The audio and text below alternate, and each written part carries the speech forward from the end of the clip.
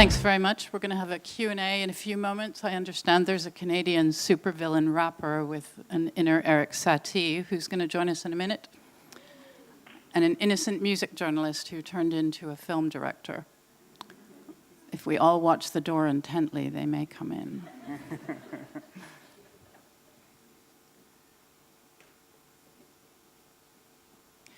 We'll have a Q&A for about 20 minutes and then take some questions from the audience. And in the meantime, you might want to reflect on the fact that Chili Gonzales is coming back here to the Barbican on the 12th of May, 2019. There are still some tickets available. With his bathrobe and his slippers. Philip, would you like to join me? Yes. Okay, we can talk about him before he's here. Come on. Okay, secretly. Thank you.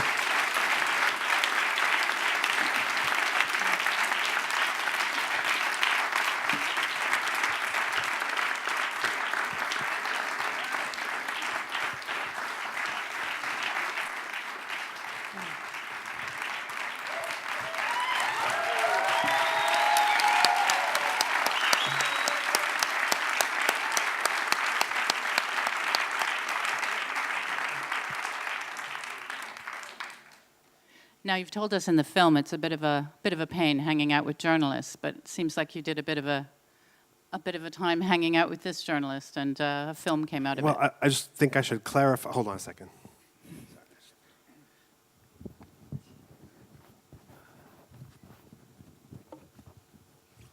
Sorry, it was a dead air. Just hang on a second.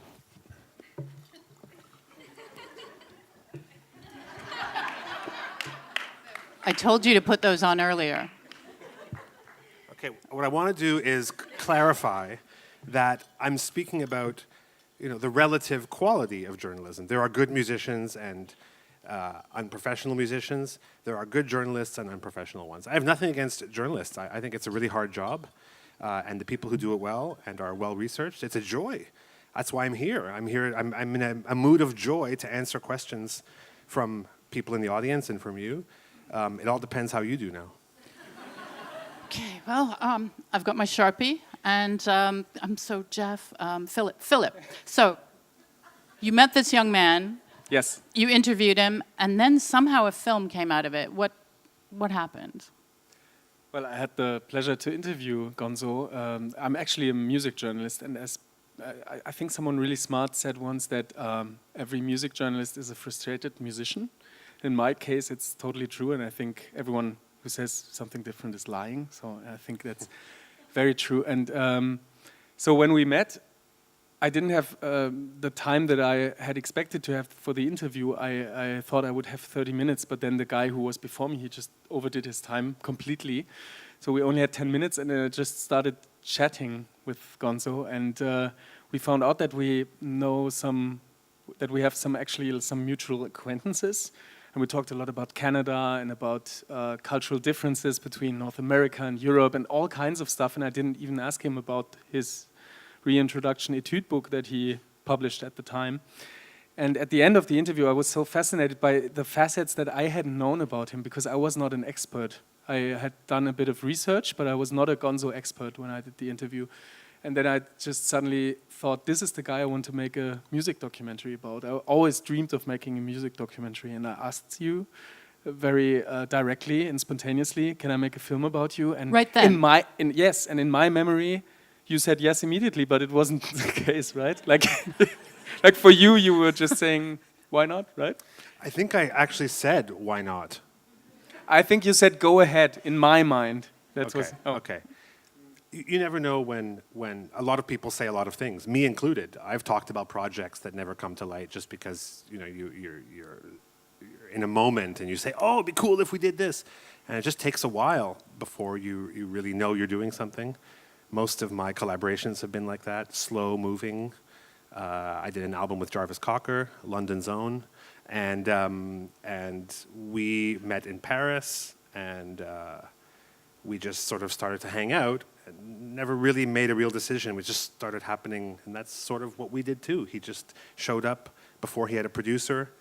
You had a camera person show up, and we just sort of started to film whenever I had something that was kind of work-related. And to see Guerrilla if- style, yeah, at the Yeah, beginning. just to see No if we would budget. get along and to see if I would find it annoying, if he would find me annoying. You never know. So that moment when he says, do you want to do a documentary? Why not? Is really just a way to, part of me is like, oh, I didn't think of doing that. Usually I like to think of my own ideas and try to execute them. No, it's true. I mean, most artists are like that. They sort of get obsessed with something, and if a book publisher comes to me and says, do you want to write a book? Most of the time I will be like, well, I haven't had a good idea for a book necessarily, but I might also say, why not, and see where it leads. And in this case, even though it wasn't, in my mind, the perfect time to do it, Philip wanted to do it, and through our growing bond as friends and collaborators, it just became super serious one day, maybe a year later or something. Yeah. So this was about a 3.5-year project, is that right? Yes. You're a first-time filmmaker. Yeah. I can't imagine even in the days of crowdfunding it's that easy to go from why not to the thing we just saw on the screen. It's not a crowdfunded film. It's actually been funded by several different institutions. But at the beginning, I was because I'm also working for a public TV station that is related to Arte in some sort of way. I just thought, okay, it's my first film. I will try to make an Arte documentary. And I went to the people at WDR that I usually work with, and there was a little bit of a hiccup because they actually tried to take the topic away from me, which happens quite What a a lot. great in- idea, thanks. Yeah, it's a bit like that at public TV. I think perhaps there are some people here who work there, and you know how they sometimes tend to steal ideas and everything.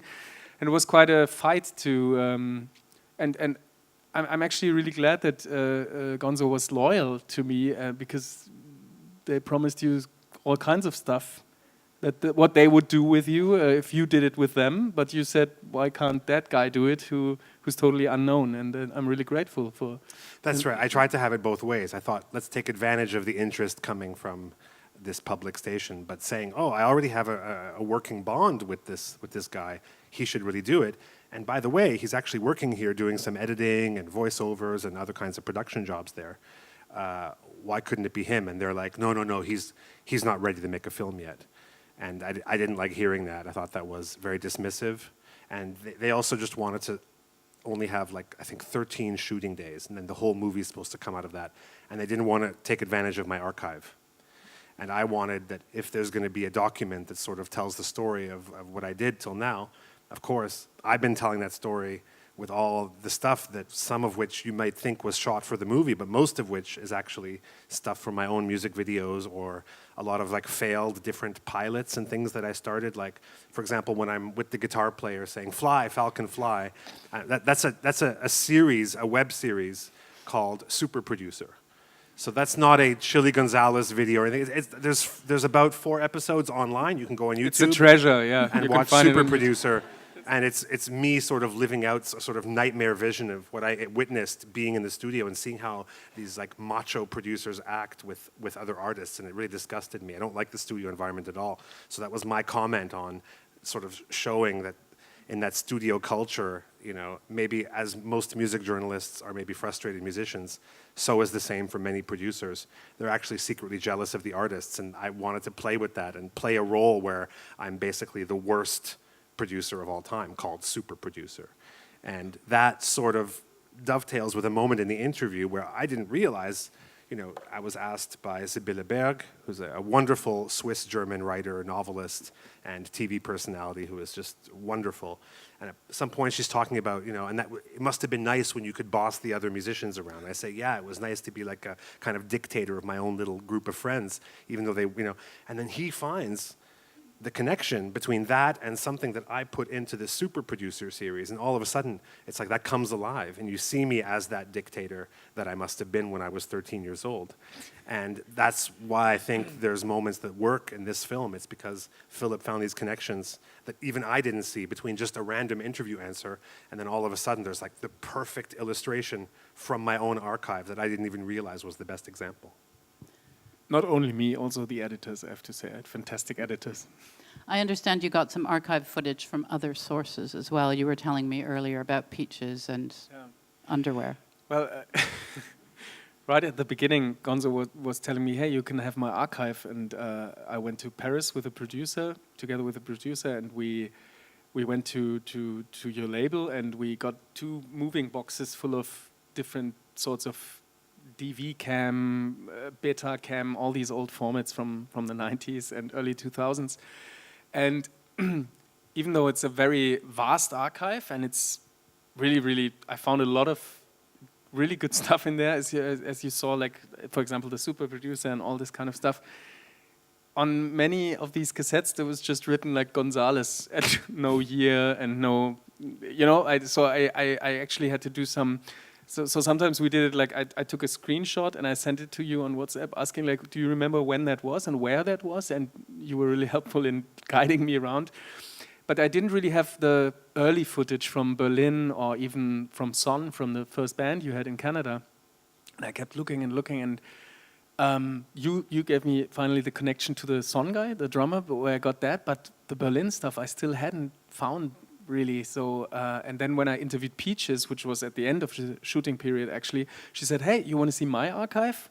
And I said, yeah, of course. And we went to some, you know, like backyard in Berlin, and she had this perfectly sorted archive with IKEA boxes, like transparent IKEA boxes, and even written nicely like labeled. Every date was labeled, like it said like Peaches and Gonzo, Chicago Broken Bottle or something, 2000 or 1999 or something, you know. And she put on her reading glasses. She was standing on a ladder and saying like, "You want this?" And I was like, "Yeah." And she gave me all that stuff, and then we basically had to start from the beginning again in the editing because we got all the early stuff, and which is the period that I had known much better than the piano period of Gonzo. When I started making the film, I actually had to work my way into the piano period more than into the Berlin period. So there are some conceptual parts of the film, and I wondered where those came from. The casting call, for example, the various alternative Chili Gonzaleses. Was this a dictatorial decision handed down to you? Go find me some people? No, it was, I always wanted to have sort of a fictional narrative in there. And because I think the special thing about Gonzales and your stage persona is that you're always moving between reality and fiction. And so I wanted to stay in that sort of ironic world in between. And so I had an idea, like a sort of a concept of you, like all the different stage personas that you incorporated meeting each other and having a sort of a conflict, sort of a fight, basically. And I wrote a little script about that, and I showed it to Gonzo, and he looked at it and he said, "Yeah, the dialogue's nice, everything's nice. Let's see if that works."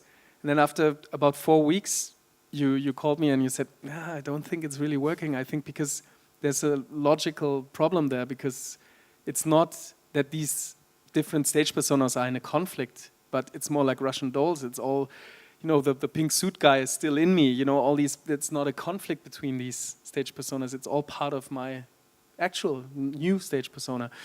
So, but I always had this idea of finding someone who could substitute me doing promo, because I hate promo and I had to do all that stuff. So perhaps, what about a casting?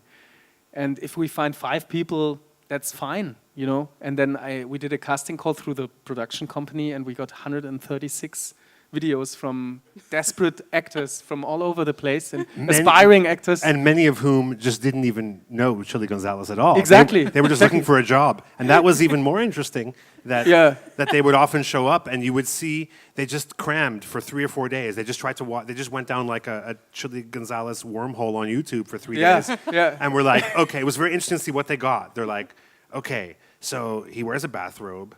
Got that. He's Check. really arrogant. Like, you know, there's just these recurring things. And some of it was really creative. Some of videos were so hilarious. There were, for example, 2 naked guys from Berlin standing in the shower and playing bongos. And one of them with a really thick German accent, much thicker than mine even, he was saying something like, "Hey, Gonzales, you're the man. And, you know, I play the bongo." And he was playing bongo. And while he was playing the bongo, his towel was moving slowly upwards. And I remember how you were looking at the video and saying like, "No, please, stop it. The towel has to stop there. No." And then it's finally revealed the crown jewels, and it was just fantastic.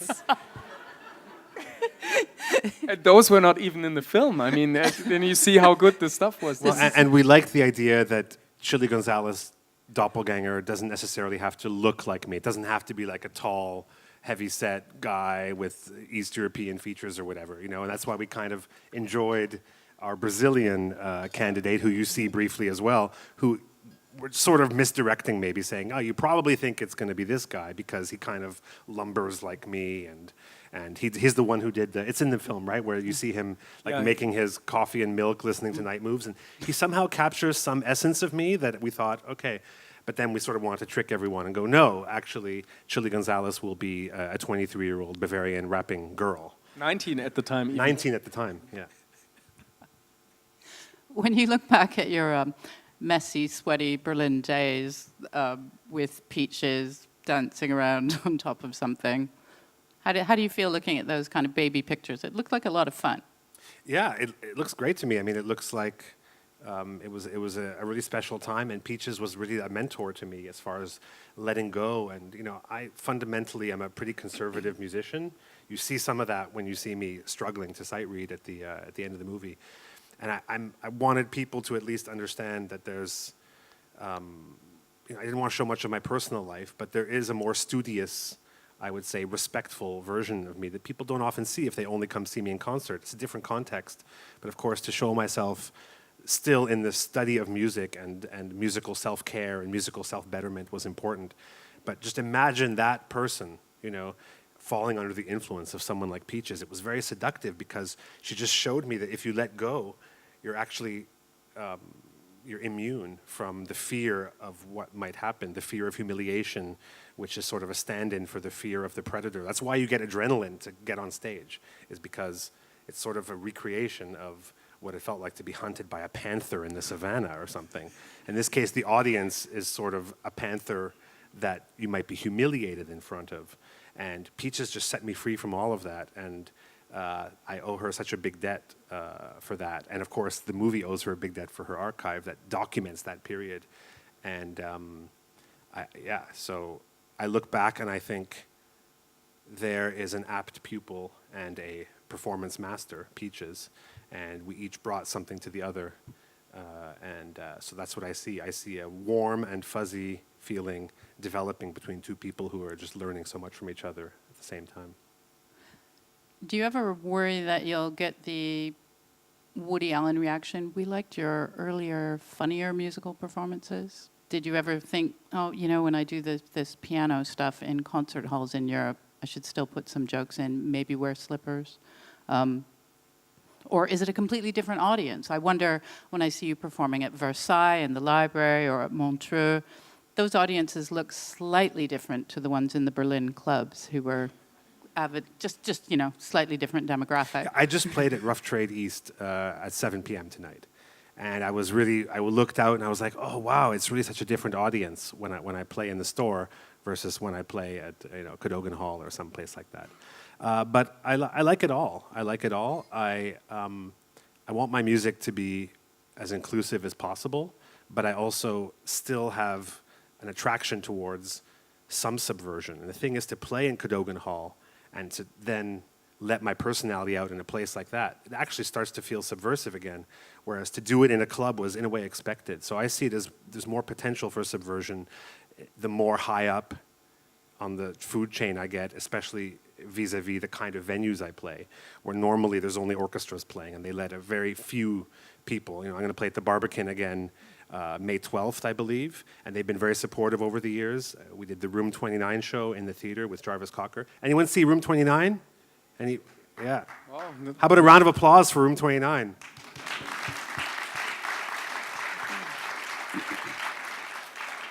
Maybe we can just briefly invite up my good friend Jarvis Cocker. You want to come up on stage, Jarvis?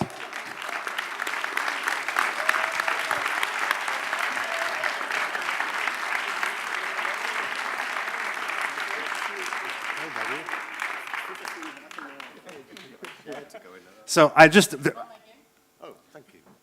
want you to elaborate on, in the movie, we called him Jarvis Ex Machina, because he flies in at the end like a god. I don't need two chairs. So I feel bad. I'll sit on the table. Look, no, I'll sit down here. Look, okay. You sit. So the Jarvis ex machina, he only comes at the end, as you saw, and he delivers what I think is the best summation of what an artist is. And I don't know what you had in mind when you did that interview, if you just sort of rattled Beer. that off. It looked like at the end I had a little bit of beer. I assume that came from when I came over. You were doing one of your Cologne Christmas shows, and I think we did some of the songs from Room 29 before we made it into the show. I think we'd got like 2 or 3 songs. But you told me that bit was in, and I can't remember saying it. I wish, because it kind of, because I do believe that. I do think that that's what you do. You make things, and that's how you find out about yourself, through the things that you make. You can have a vague idea of what you're aiming for, but it always ends up being something different to what you had in mind at the beginning. And that's how you find out about yourself, yeah. So I was surprised by that. So when I see myself with Peaches, I just think I was a mystery to myself back then, just as I'm a mystery to myself now. And it's only with the retrospect that you can sort of step back and see what was maybe going on that led to that. But when you're in the thick of it, you want to be blind to the reasoning. The only thing is, when you start to put an album or any kind of creative endeavor out there to the world, it meets the public, and then there's like this hunger to explain it more. And sometimes it feels strange and disingenuous, because I'll sort of say like, yeah, I had this in mind, and this song is dedicated to this person because of this, and this is the concept, Sorry. We can share. Okay. And I sort of realized if I really answered questions honestly to the journalists sometimes, it would just sound so boring, because I would say like, I don't know. Why not? Could be. And it's only after where I'm like, okay, I have to go out and talk about this. And I find things in the music, like Jarvis says, you find things out. And in my case, I try to sort of have that second viewing of the thing I made, step back, almost like I'm my own A&R person or my own marketing consultant, and be like, okay, I have this thing I made. I didn't really overthink it or overcalculate it, but now I actually have to figure out what order do these songs go in and what would make an interesting story. But as I tell it, I sort of start to think that that's what I had in mind the whole time, and I kind of, in this sort of retro planning way, I start to think that I had that in mind, and I forget that I was clueless when I actually wrote the piece or did the thing. Does that sound familiar? No, I think that's really an important point, because I suppose,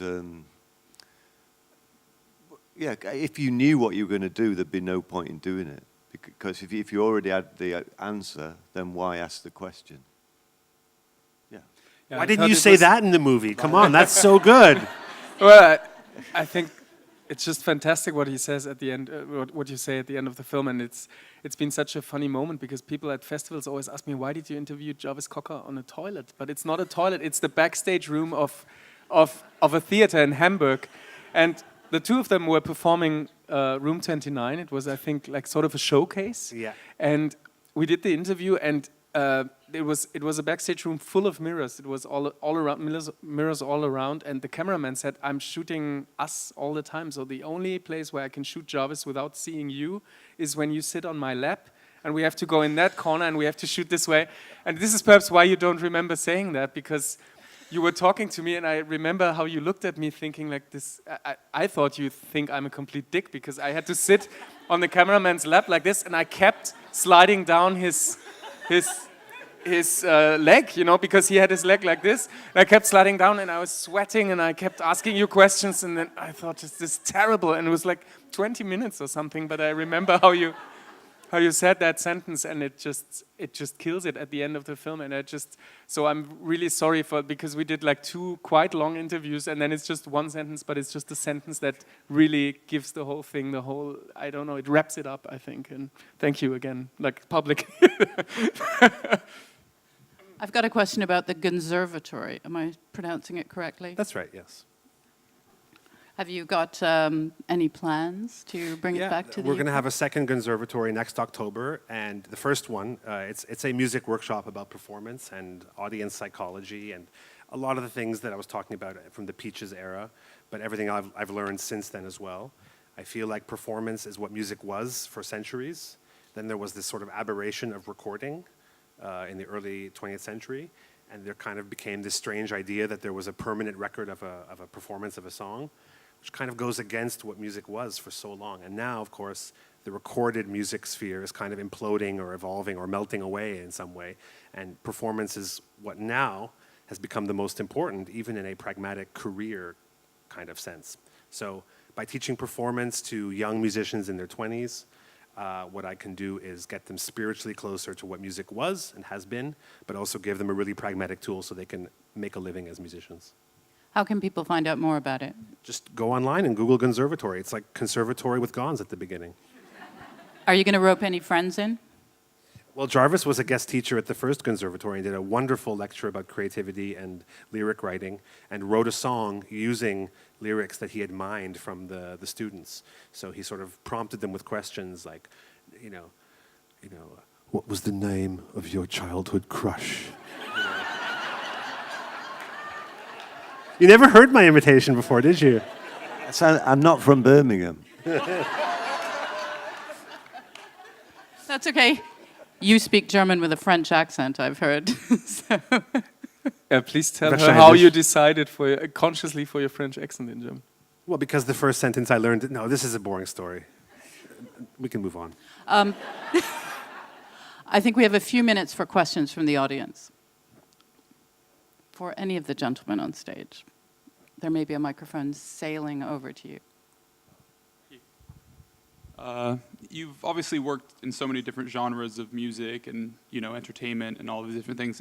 Over your years, have you, at this point in your life, do you want to achieve something you haven't yet achieved or work in a sort of a genre of music or a genre of art that you have yet to be able to work with?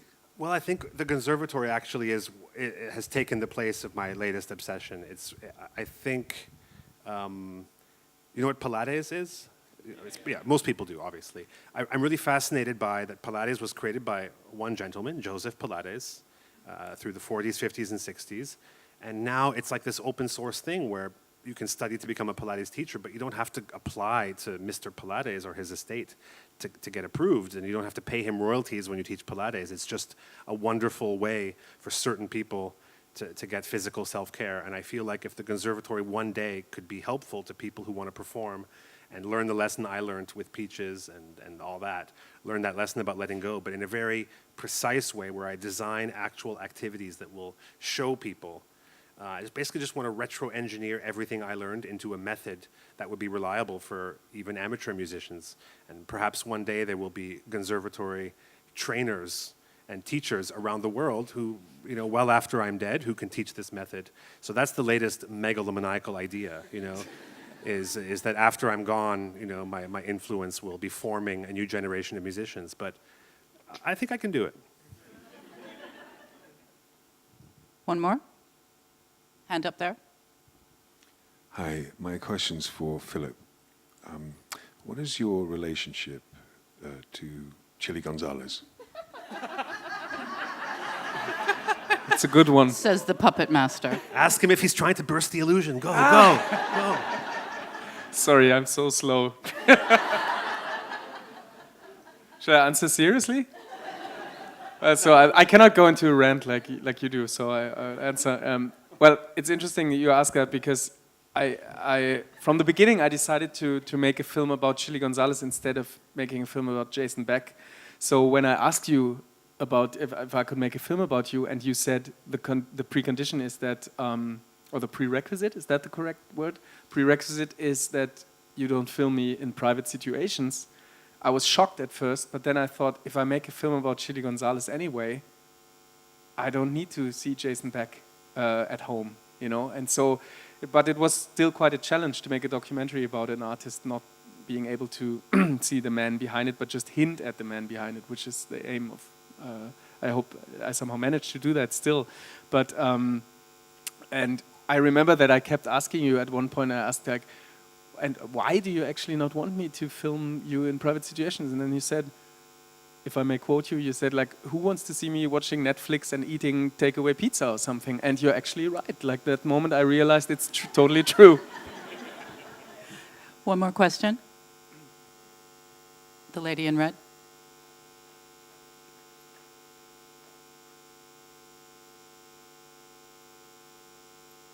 City seems to have a lot to do with your art and how it's evolved through the years. So you went to Berlin, you went to Paris, and we know Jarvis linked to Sheffield, obviously, and you moved to Cologne recently. So I wanted to know, for both of you, if the latest studio you moved in had an impact in your later work somehow? I mean, it must. I'm not aware of how it does that. And the fact that I did a piano album in Paris, for a lot of people, it was like, of course, you know, because Paris has this sort of more refined image as a city. It's really possible, you know. I always think it's a lot of accidents that happen. I did a piano album actually because I was in a studio where they tell the story, there was a piano that happened to be there. And I really think to myself, what if I hadn't been in that studio, or what if there was no piano in that studio?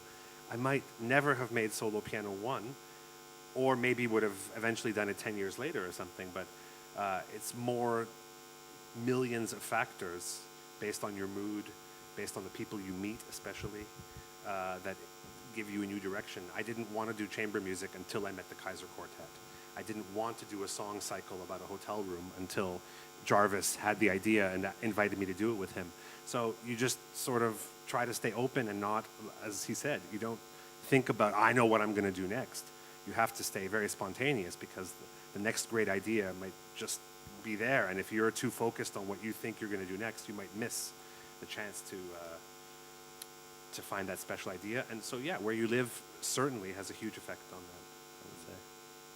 Yeah, I think for me, your hometown is where you kind of form yourself and you form an idea about the world and what life is. But then I think at some point you do have to move, because then you have to try those ideas out on real life. And when you move away from familiar surroundings, you're confronted with life more directly. And so then you find out whether these ideas that you've cooked up are good or a load of rubbish. And that's trying to work that out is what you make things about, I think. Yeah, but you also, I don't know if this is the case with you in Sheffield, but I know when I was in Toronto, I felt like I knew the scene so well, and I was in danger of becoming bitter with my lack of success there. And so to go to Berlin was also a way of freeing myself from worrying how it might look in a way, or if I was overstepping or to conform too much in Toronto. And to be in Berlin set me free to start rapping, which I never would have dared to do in Toronto, for example. It freed me to start to use my sense of humor on stage, which I wouldn't have dared to do in Toronto, because Toronto was basically guitar indie rock, which sort of goes against like a lot of playfulness often. It often goes against the idea of humor in music, and all these things that I would want to experiment with were sort of verboten in the indie rock world from which I sprang in Toronto. And to be in Berlin, just it's like hitting the reset button. And so those ideas you might have, like you said, they even have a better chance because nobody knows you, knows your background or anything. And so they're just like, oh yeah, this guy raps because he's rapping. It's as simple as that.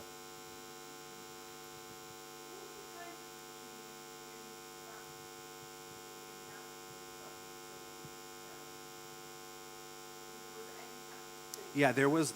I did something called a pre-tirement tour, where I retired in advance, and that was because I thought I just needed a break. I started to work in the studio in Paris, and that was April 2003, and Solo Piano 1 came out in September 2004. So it's pretty quick.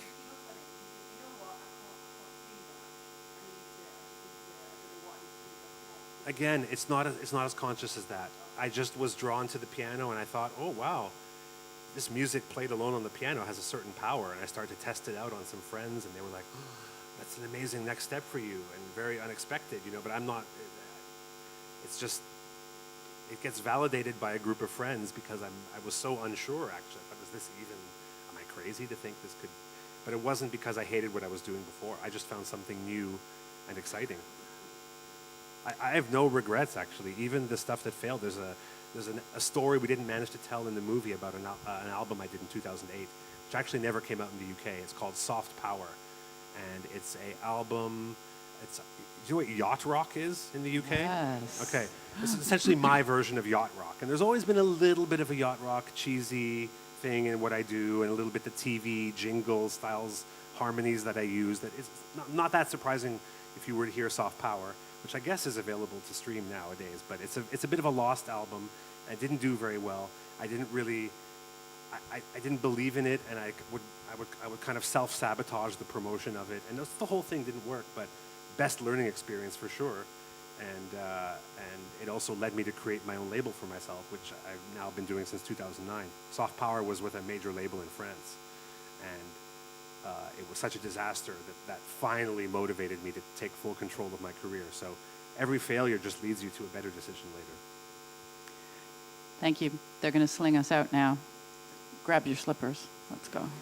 May 12th at the Barbican, you guys. I hope to see you there.